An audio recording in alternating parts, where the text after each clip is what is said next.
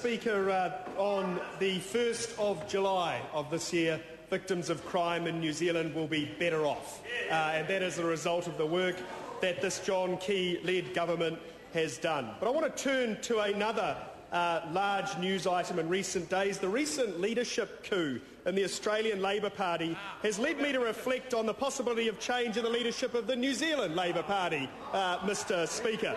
There are a couple of lessons to be learned from the Australian experience here, Mr. Speaker.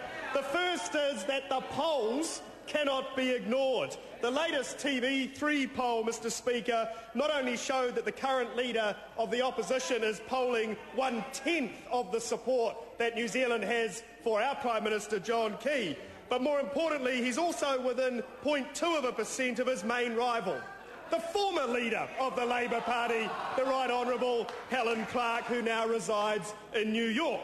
This is the same former leader who apparently still advises members of the Labor Party caucus by text from New York.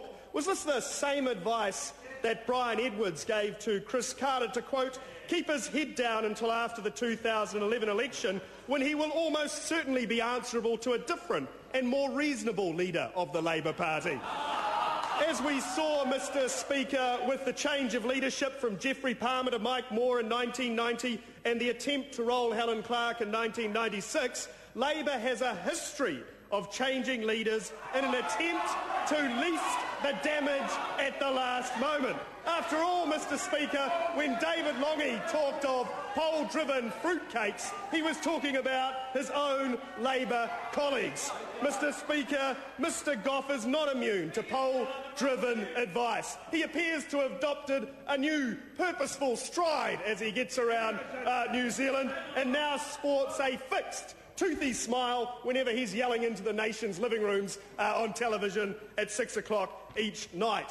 But if his polling doesn't improve by the end of the year, Mr. Speaker, then we will see a leadership spill to stem the bleeding. It's the kind of ambitious and aspirational race we've come to expect from the Labor Party. But the second lesson from the recent Australian experience, and this is the key point, Mr. Speaker, is that the people to watch aren't the leadership aspirants, because there aren't too many of those left over there, but the power brokers, Mr. Speaker.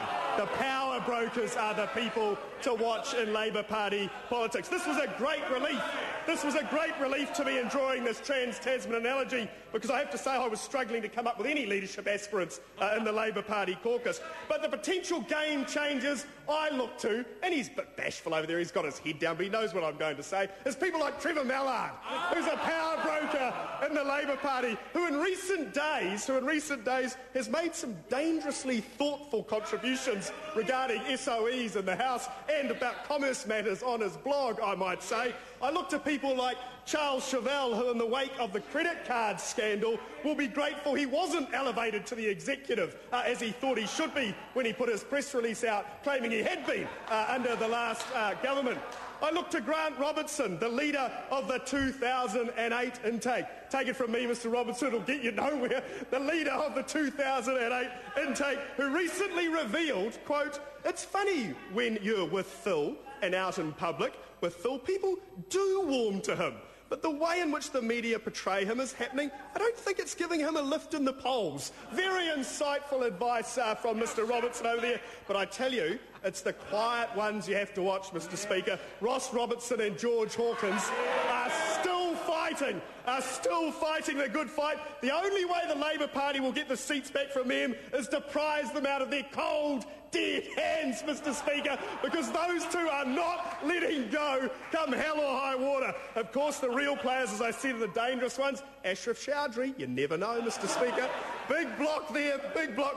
But then there are those that have a foot in each camp on the generational debate, Mr. Speaker. Moana Mackie, Darren Hughes, one foot with Annette King and Phil Goff, the other just edging out to see who's next. So the final lesson in all of this for Mr. Phil Goff, Mr. Speaker, is this. The final lesson for Australia for Mr. Goff, keep an eye on the redhead.